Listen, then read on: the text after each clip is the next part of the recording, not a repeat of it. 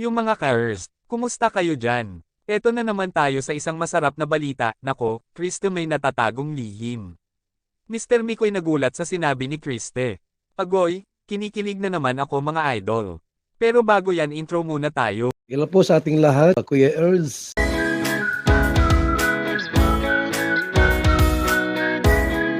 Batiin rin po natin ang ama ng Kalingap, Kuya Val Santos Matubang, Idol Kalingap Rab, Ate Edna Vlogs, at Ma'am Jack Tapia Matubang. Maraming salamat po. Reaction video tayo ngayon tungkol kina Michael at Krista. Yes, my Chris tandem na naman. Pero teka, may matinding pasabog to. Let's go! Mga ka-Earth, pansinin nyo to, iba yung tingin ni Krista kay Michael, parang may spark, di ba? Hindi na ito basta kaibigan lang, mga lods. Tingin pa lang, may kasamang damdamin. Boom! Hindi mo talaga kaya. Kaya ko. Sabay pa talaga tumaas ang gilay. Next time aralin mo na kasi na makipagtitigan sa akin kasi wala yun. Gano'n talaga ako tumingin eh. Pero, kuya, Hmm.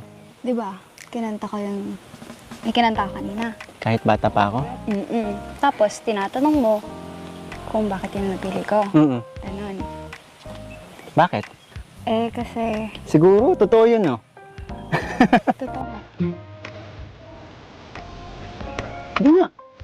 Oo. Kaya nga, di ba? Oo.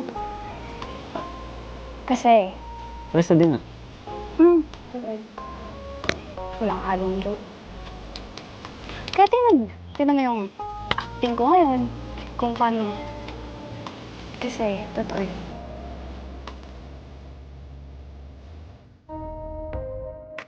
Kaya na nga, kinantahan pa si Michael ng Mr. Dreamboy. Sino ba ang kinikilig dyan? Comment down below kung kayo rin napao. Parang may gustong ipahiwatig si Kriste dito ah. Aminin na natin, mga ka-Earth, kahit si Michael parang nagulat, pero natuwa rin. Kasi sino ba naman ang hindi matutunaw kapag may kumanta ng ganan sa'yo, di ba?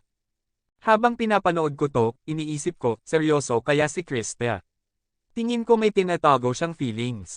Yung tipo ng lihim na nararamdaman pero di masabi. Hi! Love talaga oh. Ang isip ko'y litong-lito at di alam ang gagawin. Hirap ako sa paghuli ng iyong pansin. Wow! Kapag nasasalubong ka, dibdib ko'y kakaba-kaba, pati ang tuhod ko'y nalalambot na rin. Hayan na nga't sumlayap na ang mapupungay mong mata. Kasalanan ko ba ang mapatulala? Ha, ha, ha.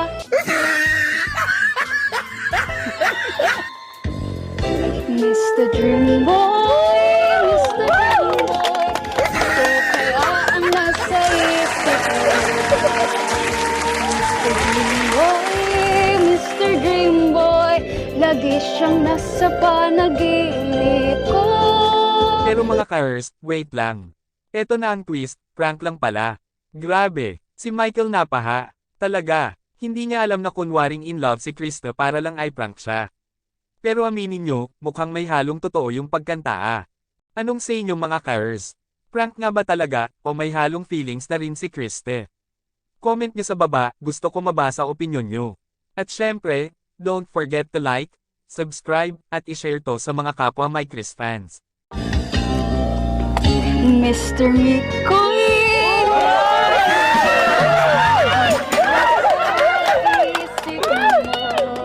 Mr. Mikoy! Mr. Mikoy, lagi kang nasa panaginip ko.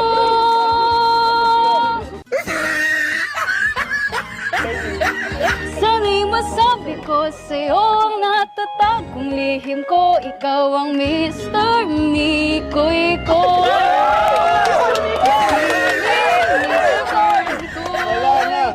Ikaw ang tanging Mr. ko.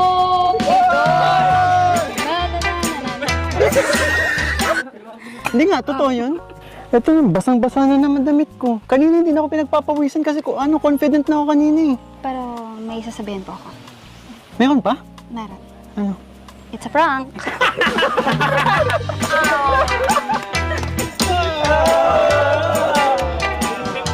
Ayan na mga ka-Earths, kung akala nyo tapos na ang kilig, teka lang.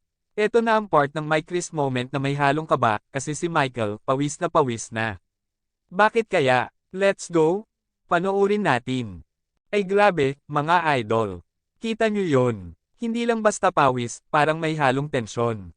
Haha, si Mr. Mikoy, mukhang hindi na alam ang mararamdaman, kilig ba yan o kaba? At si Kriste, chill na chill pa rin. Nakakagigil, mga ka-Earths. Ang galing umarte, parang totoo na talaga. Nagpapakilig, tapos yun pala. BOOOOOM. Prank lang pala, mga ka-Earths. Haha, si Michael na paanong meron. Ang reaksyon niya priceless, pawisan na, gulat pa. Hay nako Krista, ang galing mong artista. Pero tingin nyo mga ka-Earths, kahit prank yon, baka may halong real feels na rin.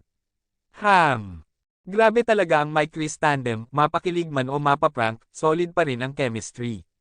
Comment nyo kung gusto nyo pa ng ganitong content, at syempre, like, share, at subscribe na. Grabe na to, kinikilig na ang lahat.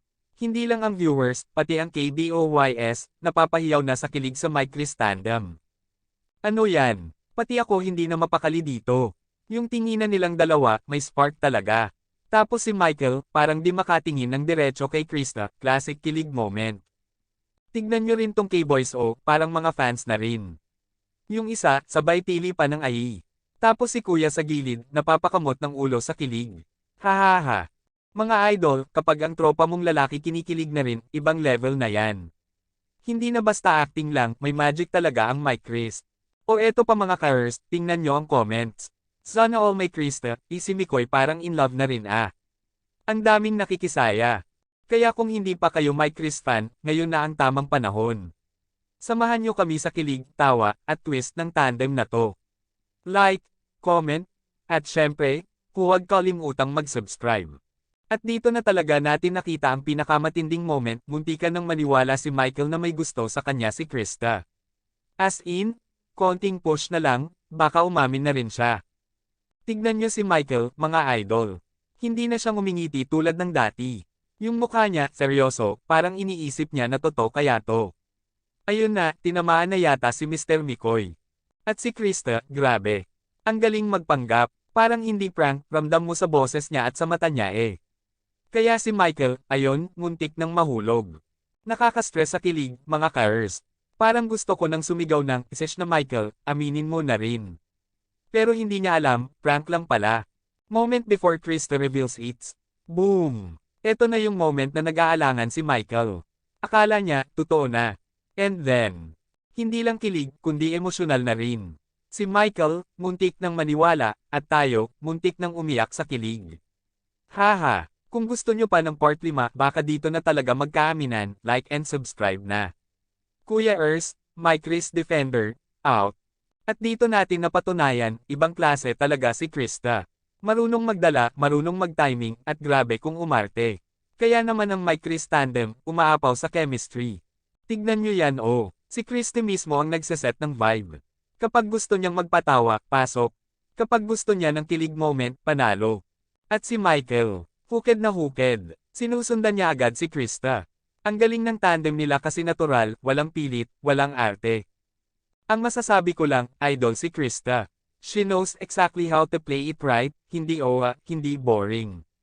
Tamang-tama lang kaya nakakakilig talaga panoorin. Ayan yung moment na yon. Crowd favorite, mapakboys, mapa-viewers, kahit ako ang ganda ng timing. Kaya mga ka-Earths, saludo tayo kay Krista. Sa galing niyang magdala, nabuo ang Mike Chris tandem na paborito nating lahat.